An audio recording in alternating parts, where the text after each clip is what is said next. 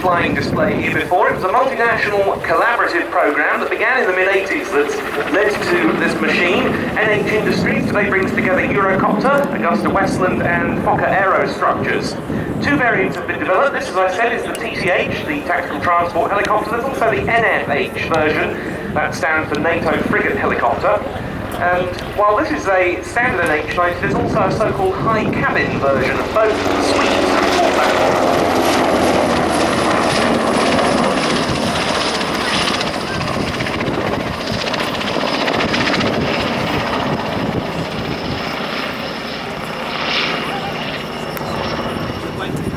In for the first of a number of wingovers in this display.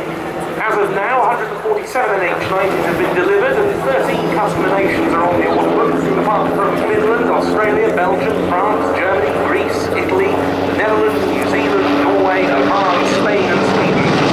Selected this time, it's very much now in operational service. This one can hold 20 fully equipped troops, and it does a variety of roles, transporting loads both internally and externally. They carry out search and rescue missions, casualty or medical evacuation sorties, combat search and rescue. They can act as command posts, VIP transport. Basically, whatever you want this helicopter to do, it can do.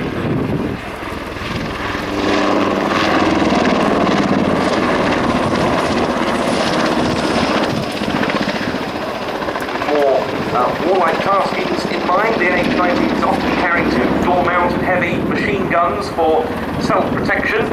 And similarly in the maritime environment, the naval version is also very versatile for anti-submarine warfare, anti-surface warfare, rescue, surveillance, transport, special operations missions, and so forth. In for a close hover, good look at the aircraft here.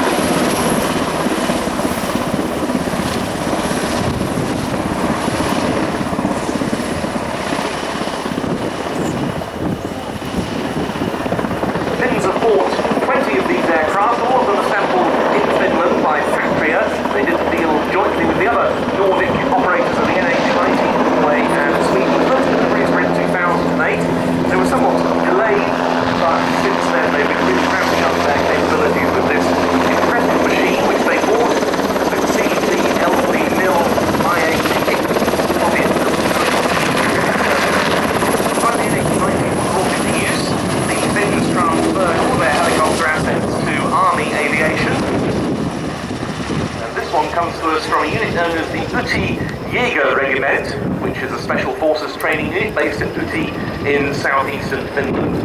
15 of the 20 NH90s they've got on order have been delivered, and they've taken part so far in some major multinational exercises, and in the future the crews very much hope, and indeed it's expected, that taking part in multinational overseas operations will be a distinct possibility.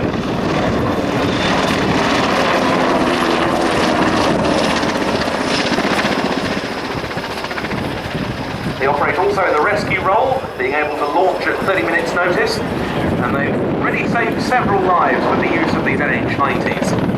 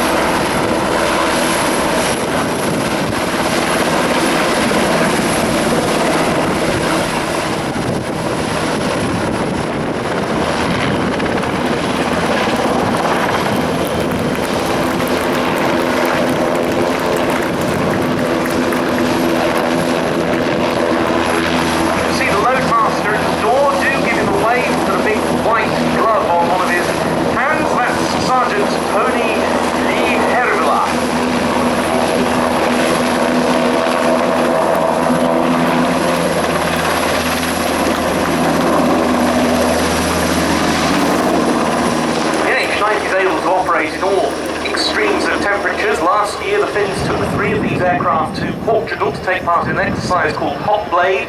That was in temperatures of plus 40 degrees C or more, carrying out dust landings and so forth, hot and high flying.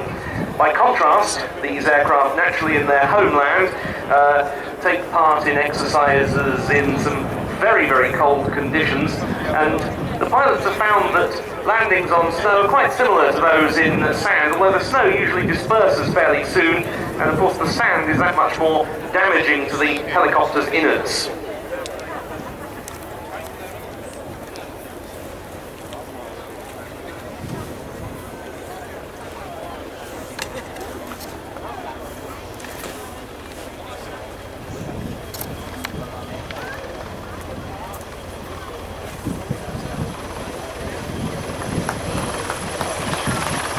So a final look, I believe, on this pass at our contribution from our friends in the land of the thousand lakes, the Finnish Army NH90.